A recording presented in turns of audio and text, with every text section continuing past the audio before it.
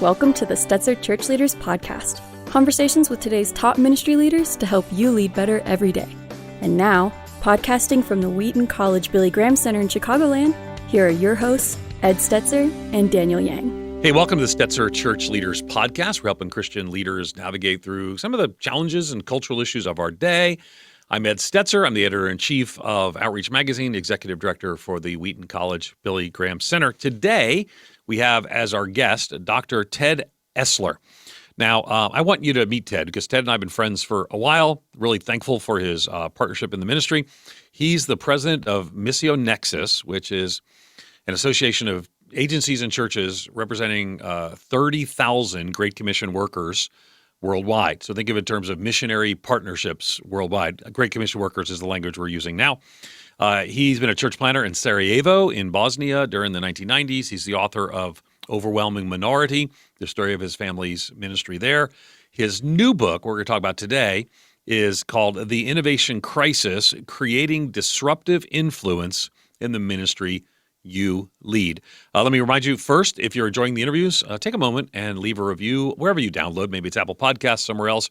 Leave a review so that others can find this super helpful resource. So right to Ted. Ted, give us a simple definition to start of what you mean by innovation, because you use the word crisis, and let's talk about what the crisis is about. What's innovation? Well, I should say first, thank you for coming on the podcast. Well, it's great to be here, Ed. And when I ask people to leave reviews, by the way, I always say leave a good review. Just that's fair. That's fair. Pro tip for you there. Yeah, if you have a bad review, just email it to your friend. Don't put it on the social media. All right, good. So when I talk about innovation is either the creation of something new or the mixing of existing components to create something new. And in a ministry context, there are so many different areas to innovate in. I know innovation today is kind of tied in with technology, but actually the biggest innovations are not in the tech arena. They're sociological, they're about ideas, etc. So when I'm talking about innovation in ministry, it can cover a wide range of different areas in which we're leading in ministry. Okay. So as I walk in this space, we did this research project at the Wheaton College Billy Graham Center, looking at the rise of innovation. There was this explosion of innovation in the 80s, and we kind of tracked it and did a bunch of oral history interviews about how innovation developed and grew and really became mainstream. Some people might say, all the innovation's been done.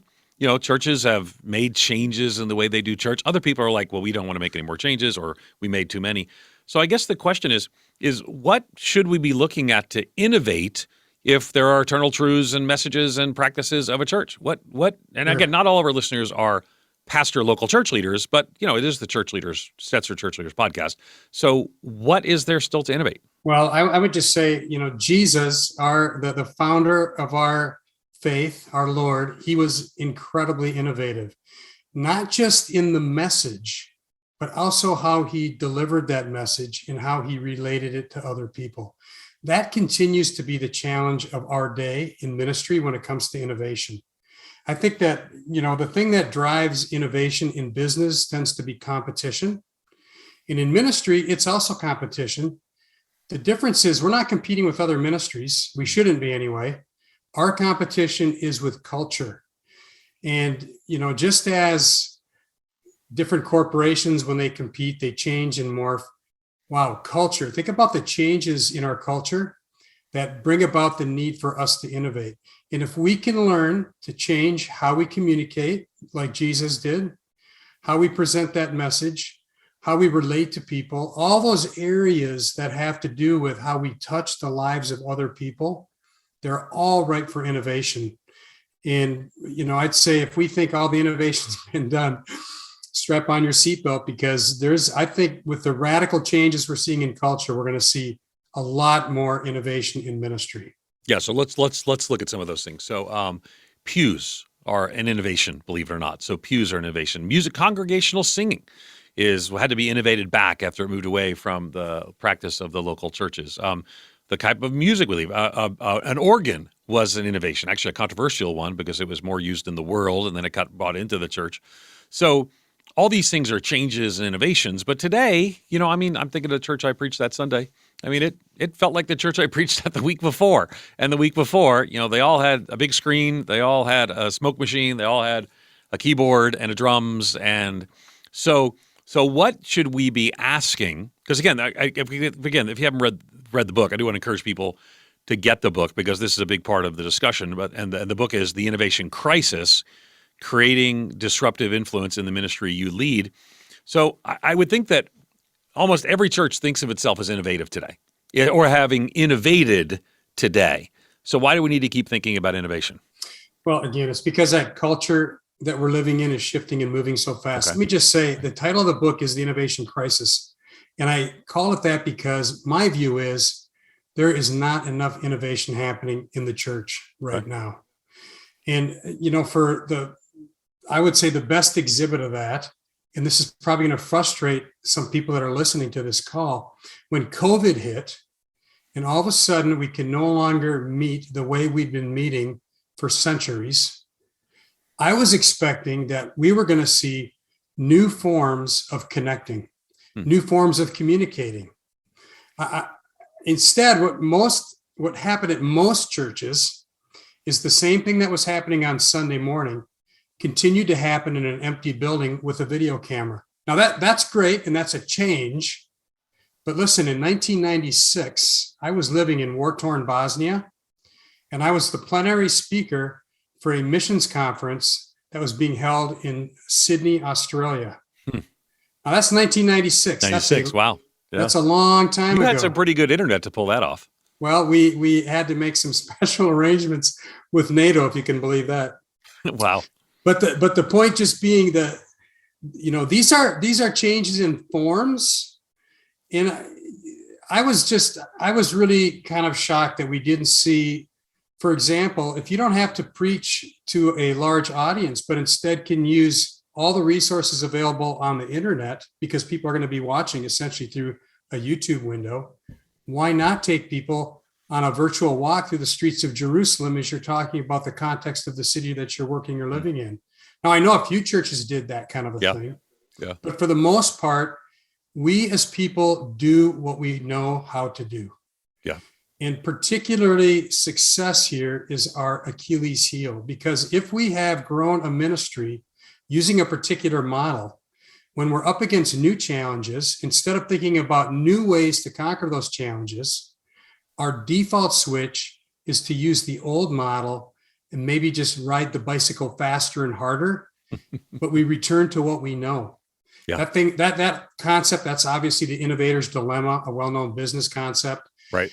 But that's what we do in ministry. And I think that's why we have a crisis right now, because we're not seeing people take big risks to try new and exciting ways of doing ministry. Yeah. I remember when, you wrote this book during COVID, the timeline, you have to write it during that season.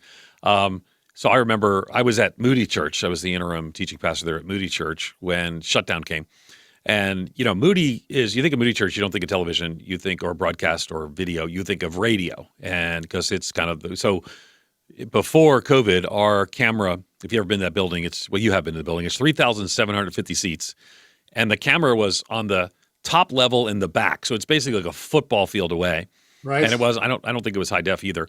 And so we had an empty building, and I was up there preaching at first from a pulpit in an empty building. And it took a season, but it seemed that the crisis, actually, Moody Church now has, the cameras are down on the floor now. They weren't on the floor because people didn't want them on the floor. Well, now it's like, okay, we had to do these things. So crisis seems to provide opportunity for innovation. You kind of say in the book that we didn't innovate enough during the most recent crises, and we continue to have crises that seem to unfold as we go.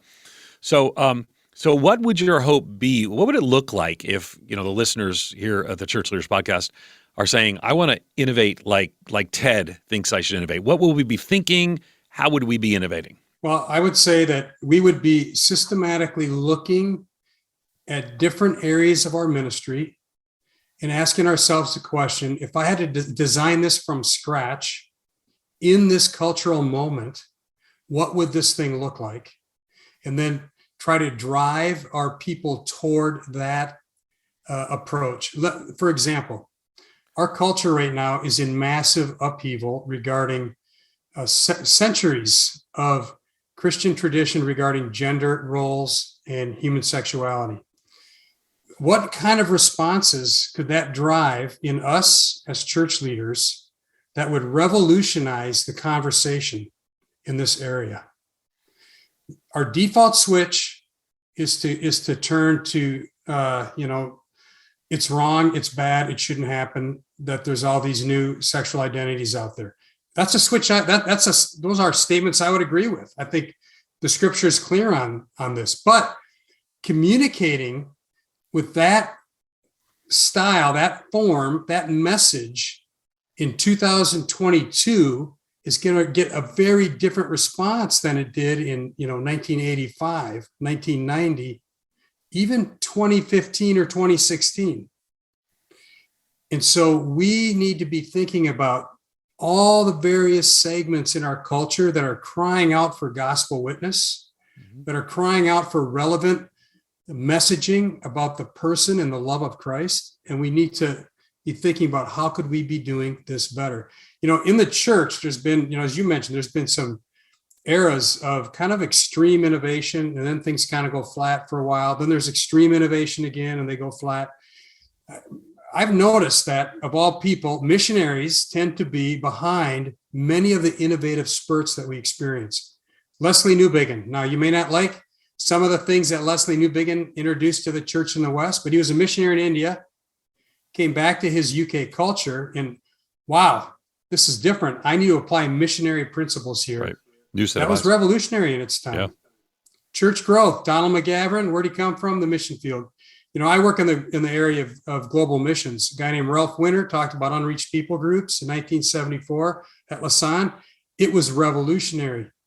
Where are we going to get those innovators today that are going to talk to us about these enormous new cultural shifts that are happening around us? That's what I'm praying for.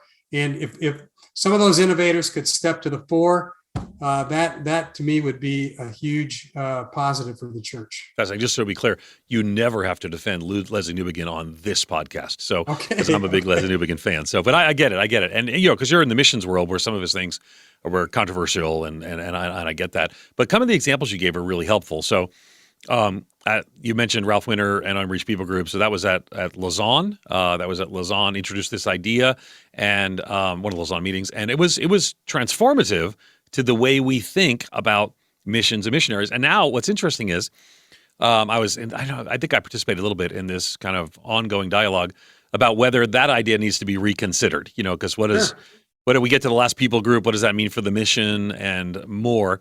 So it seems that innovations sort of do replace one another. We think of the seeker movement in the 80s and 90s. And, I don't think you're having a lot of churches today saying, I want to be seeker, but they may have learned some things from the seeker movement that then they are engaging in. I don't know, even the young restless and reformed seem to learn some things from the seeker movement. So how do innovations replace, build on, how does that impact one another? Well, the book talks about the disruptive innovation is what we tend to think about when we consider innovation. And of course, we're all thinking about our iPhones. That is one form of innovation. In fact, I have here in my office, I have the first Kindle that Amazon put out. And it's a funny looking little device with little white chiclet keys. Then I also have I actually just got the latest Fire HD Kindle tablet device. And let me tell you that newest device is many multitudes better than the original device. Which one was more revolutionary, though? Yeah. It's that old stinky little thing. It's true. It was revolutionary because it changed so many assumptions about how we thought and how we did reading. So those are two different types of innovation. There's a team at Amazon that's always innovating on that Fire HD tablet and making it just a little bit better with every iteration. That is a very different kind of a team than the team that they had to pull together to make the very first Kindle. So those are two very distinct types of innovation processes, but they're both valid. And in the church, I think we need both. We need that kind of disruptive We need those people that are out there really kind of pressing the edges on trying something new, and many of them failing as they go about that. But then we also need the kind of constant upgrading that needs to happen just to kind of keep up with where culture is headed. So those are two distinct types of innovation, and we need both kinds. And as you know, I'm a missiologist. You're a missiologist. I was just before we did the podcast today, we were filming a video anyway. Got in a conversation with one of the team who has really been influenced by Tampa Underground, what we call the underground movement, and and had a critique of it, and which was actually a critique I might agree with of it, related to ecclesiology. But what I said to him was, I'm kind of the view that I'm going to be for so many people in order to reach people who are trying new. I don't know if I use the word innovative, but new innovative things. Knowing that, we might differ on some paths ultimately to get there. So it does seem to require a certain willingness for people to do things different than you. That is not maybe a hallmark of the Church of Jesus Christ. So how do you encourage people to do innovation in a world where, there are some things that shouldn't change. The gospel should be preached. The Lord's Supper should be partaken in. These are all things that should be in church, should be there forever. So how do you help people to think through what to innovate and what not? What's part of the faith once delivered to the saints? Well, the first thing I would just say is people got to think about the ministry of Jesus. Think of all the things he introduced that weren't there before his ministry. I'm talking about little issues like the new covenant, right? That is such a huge idea for a first century Jew to get their mind around. Yeah. And so, when I come up to resistance to innovation, I like to point out to people that Jesus, I think I counted him at one time. There's like 15 things new, big things. I'm not talking about small changes, big things that he introduced that were shocking to people in his time. And, the shock of a Pharisee, for example, seeing Jesus touching, loving, doing things that Jews didn't do in his day, that's something we got to be cautious about as Christian leaders. Okay, we don't want to be Pharisee 2.0 here. So I would say, and this probably comes a little bit from my missiological background, I'd say we got to be really careful when it comes to innovation that we think in terms of simple faith, simple or mere orthodoxy, and allow lots of room around the edges for people to try and do different things, knowing that it's not all going to be good stuff. In my community right now, for example, there is a controversy around a strategy of church planning that focuses on movements. And I don't in the missions world. We talk about your community. You're not talking about Orlando, but you're talking about in the missions community, right? In the missions community, correct. Thank you.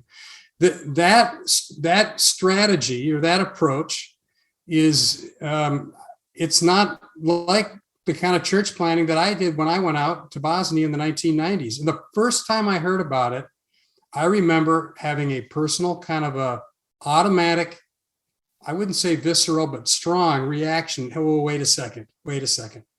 That's kind of our default switch. And I have a black belt in karate, and they teach you that when you walk up to somebody and give them a shove, the first thing they do is they resist that shove. It's kind of like it's built into us as people.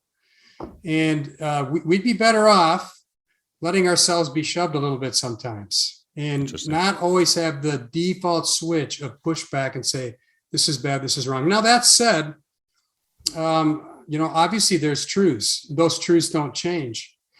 But those truths are delivered almost always in a cultural envelope. And that cultural envelope is where we really need to be smart about innovation. Cultural envelope. Okay, this is helpful because one of the things that a lot of people, again, you and I are in that space of the missiological conversation, which is, we're talking about, there was a, controversy about innovation around Bible translation. Well, not just one controversy, there's regularly controversy. Sure. Oh, should you use this word in another language? Should you use an accelerated means of technology? Should you, I could go through 10 of them and you and I would know every one of them, but it's not what, regular pastors and church leaders are asking about. So they might make the assumption, and I think it would be a natural and normal assumption that, okay, if you're in Bosnia where you were planting, or if you're engaging a linguistic study, people are going to use innovative means to do that. But I'm just preaching the gospel and I'm just worshiping Jesus in a local church. Leave me alone. We already went through the worship wars. We already changed in our churches now. Not all have, but a lot of churches have moved in that more contemporary direction. So why would you say to them, again, let me just remind everyone too, that the book is The Innovation Crisis, Creating Disruptive Influence in the Ministry You Lead. Why does the average church leader need to feel like he or she is an innovator? Why does that matter if we can just go preach the gospel, love people, and disciple them? I mean, you know that little sign on your rear view mirror or your side view mirror that says objects in mirror are closer than they appear? That's why. Yeah.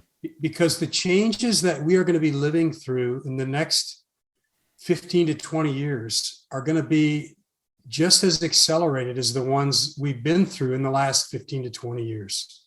And, frankly, it's flabbergasting to see all of the cultural shift, particularly in our moral universe as Westerners. I've been reading C.S. Lewis's The Abolition of Man the last couple of weeks. Nice. And reflecting on postmodernism, because that book is really a book about postmodernism written way back then. We're living in an era where it's hard to know what truth is. And when someone makes a truth claim, I am now conditioned to basically say, no, that's not true. That's a sea change from where we were 10, 15 years ago. And I think it's quite possible that if we project 10 to 15 years into the future, we're going to see even more of this kind of a change ahead of us. So we as church leaders, if our target is to reach the people that are around us and globally, we have to become, I think, much more innovative about how we reach them and how we think about who we are. Let me just give you one little example. In the book, I talk about identity as an area ripe for innovation in ministry. And when I say identity here, I'm not talking about personal identity or sexual identity. I'm talking about how we as Christians are perceived in the world. Okay. The Association of Gospel Rescue Missions, they realized that their name, the Association of Gospel Rescue Missions, was keeping them from partnering well with local city officials. When city officials saw a gospel rescue mission in the name, their default switch was, well, those aren't people we work with. So they changed their name to City Gate Network. Now, there's more to this than what I can share here in this short talk, but basically, gospel rescue missions, they provide social services that every city needs. And when the city officials began to recognize that, hey, here's a group providing social services for free to our city, and politicians realized they could get credit for offering social services in their city at no cost to them, it made a big change in how they were perceived. Now, when they made that change, there were some people in the association that, hey, we've been called this for 50, 60 years. There's nothing wrong with the name, yada, yada, yada. But a small change in how they would be identified in that urban environment, it has opened up many, many doors for them. So that's one of 7 different issues I go through in the book in which we can look at. Actually, there's more than that, really. I think there's 12 different ways. It's kind of a systematic walkthrough of our ministries, looking for ways that we could have ripe targets for innovation in our context. Yeah, and again, that's one of the things I like about the book. Again, it's called The Innovation Crisis. Ted Esler is the author, Creating Disruptive Influence in the Ministry You Lead, because I think one of the challenges, people aren't asking the questions, what do I need to change? We moved to, as you mentioned, I love the karate example because I know nothing about karate other than the Karate Kid movie. But when we pushed, we naturally just push back. And so we're not asking the questions. How can we take the unchanging gospel message, even the truths that we hold to be universally true about the church and its mission, but what does it look like? Because your church looks a lot different than it did 100 years ago. And the question is, what will it look like in the future? And I think the last few years has helped us to think through some of these things. But a lot of people, there's a book called You're It. It's written by a series of authors. It's about crisis leadership.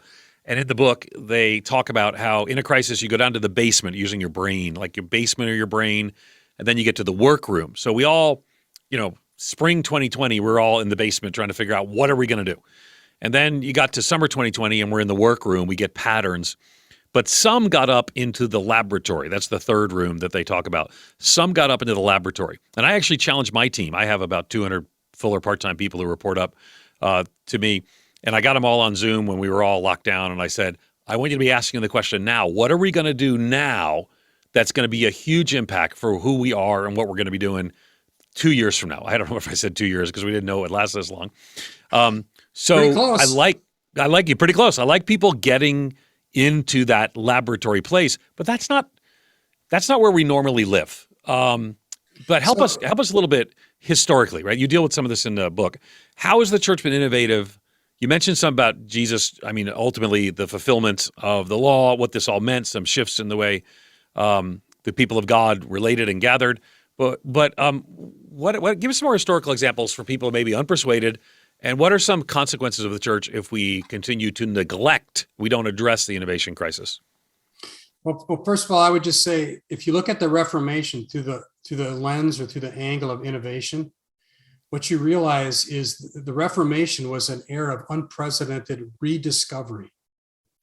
And that's a good piece, by the way, of innovation, especially for ministries that have you can go back and you can find out who your founders were and read what they had envisioned when they started that ministry. That can provide good fodder for how you might innovate again on an original mission. But I digress. The Reformation, that's an example of innovation in ministry. The whole concept of the priesthood of the believer just has so many innovative things that come out of it. It's mind-boggling. Going back in the early church and how early Christians were serving the poor, the lepers, the diseased. They served in times of famine and plague. Hospital systems, university systems, all these kinds of things were actually developed by Christians. And there was a time when, if you ask the question, where's innovation going to come from? The answer would not be Elon Musk. The answer could actually have been about Christian leaders. I can't imagine in our culture today somebody saying, who are the most innovative people out there, and getting the answer back, oh, it's people in the church. I mean, that again, it points back to this idea of why I think we're in an innovation crisis. Okay, and that's a key part of the theme is the innovation crisis. So keep going. So I do think that, we as leaders, this isn't what you directly asked, but let me just say one other thing, because this is called the Church Leader Podcast. Yeah. There's a concept that I first read about in a sociological study, of all evil places to be reading, about something called horizontal hostility. And that concept is about, it happens in any kind of a movement where you have strong leaders within the movement. Those leaders actually become bigger enemies of each other than they do those that oppose their movement. And in the sociological study I read, they were talking about women's voting rights and that whole movement. We all know who Susan B. Anthony is because she was a hero of that movement. What you don't know is there was another woman that started that movement before Susan B. Anthony got involved. And those two disagreed on strategy, and Susan B. Anthony basically buried her and kept her from getting any recognition, any resources, any influence. Funny enough, as I thought about it, it's what you read about in the New Testament when Paul talks about other leaders in the Christian movement sniping at him and trying to take him down. And I would just say that this is probably an area that we as evangelicals need to think deeply about, because we offer up a lot of friendly fire. In this area of innovation, we just got to accept, not everything's going to be working out like we want. There's going to be mistakes.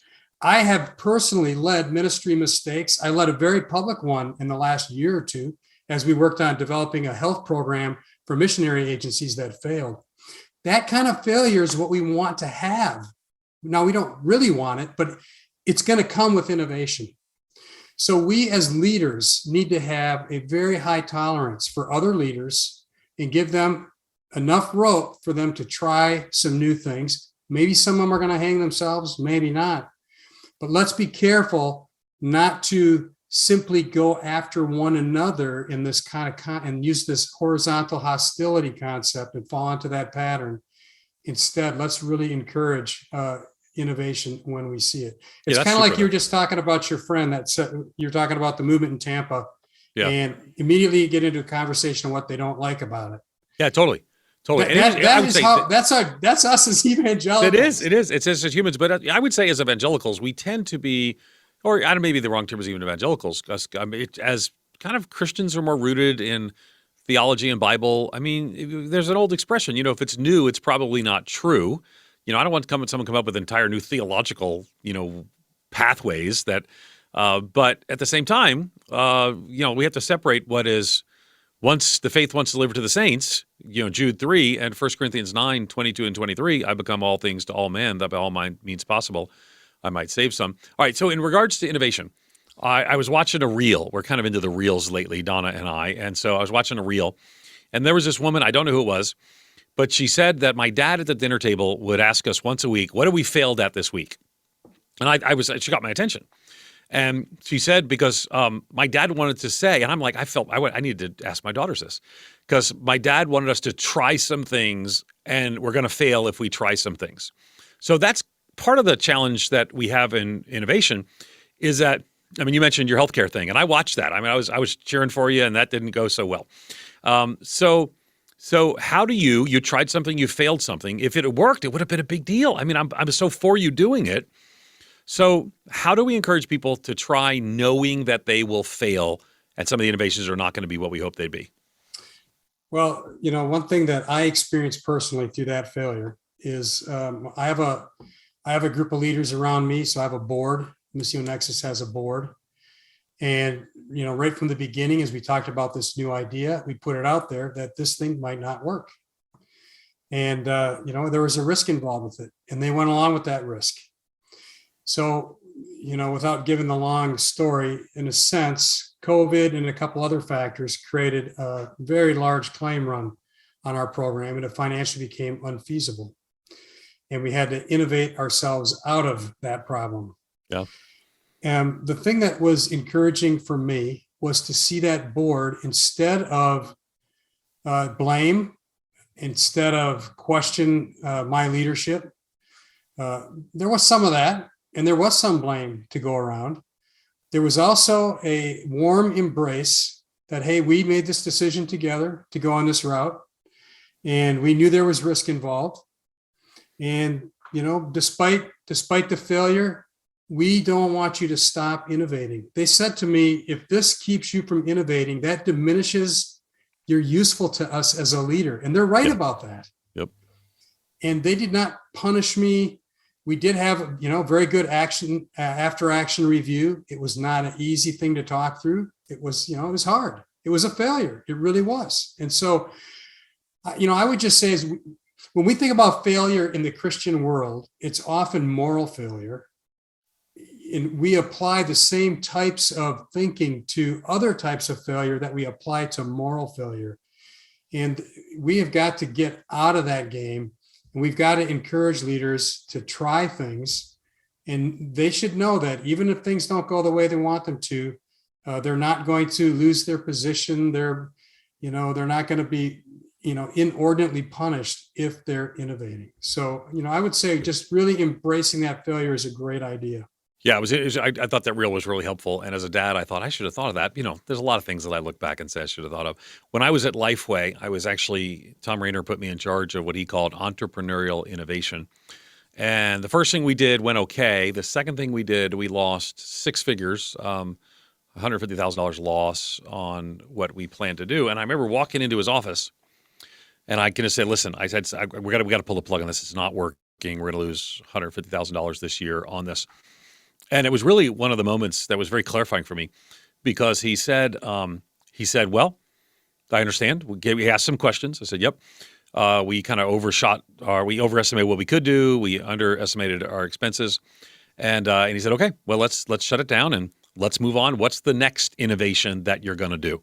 And it was interesting because it was that permission. And the next thing we did, we actually launched something called the Gospel Project, which now 1.7 million people have in their hands every week. And so if if that had been the end of the innovation, and I would have, and not only, I didn't think I was going to get fired because I ran other stuff like Lifeway Research, but if at that point he said, well, then let's not do any more, we wouldn't have had the big breakthrough in the very next thing. So last thoughts from you. So church leaders are listening. They're like, okay, so what's some next steps? Now, I want to say to them, I would encourage them to get the Innovation Crisis, Creating Disruptive Influence in the Ministry You Lead. So what's the next step, in addition to getting the book, what's the next step for me to start thinking or increasing the innovation conversation at my church, among my staff, among my leaders or elders? I mean, a great first step for any ministry to take is to do a deep self-assessment about why they are doing things the way they are doing things now.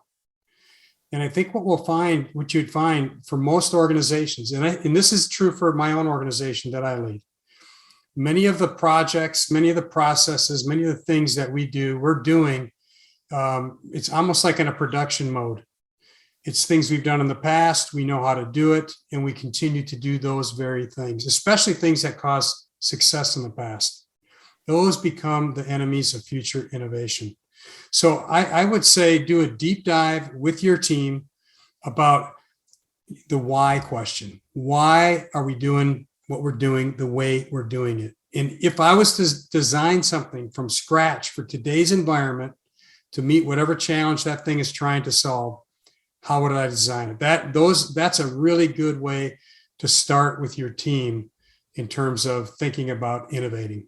Super helpful. As a member of Missio Nexus, we're thankful for you and your partnership and your leadership and even your transparency here about the stumble, but continuing to do good work. We're thankful for you. We've been talking to Dr. Ted Esler. Be sure to check out his book, The Innovation Crisis, Creating Disruptive Influence in the Ministry You Lead. You can learn more about Ted and his work at Missio, M-I-S-S-I-O, Nexus, Nexus.org. Thanks again for listening to the Stetzer Church Leaders podcast. You can find more interviews as well as other great content for ministry leaders at ChurchLeaders.com/podcast. And again, if you found our conversation helpful, not if you found it unhelpful, Ted reminded us of, but if you found it helpful, take a few moments to leave a review wherever you download your podcast. Helps other ministry leaders find this free podcast and benefit from our content. Hey, thanks so much for listening. You've been listening to the Stetzer Church Leaders podcast. For more great interviews, as well as articles, videos, and free resources, visit our website at ChurchLeaders.com. Thanks for listening.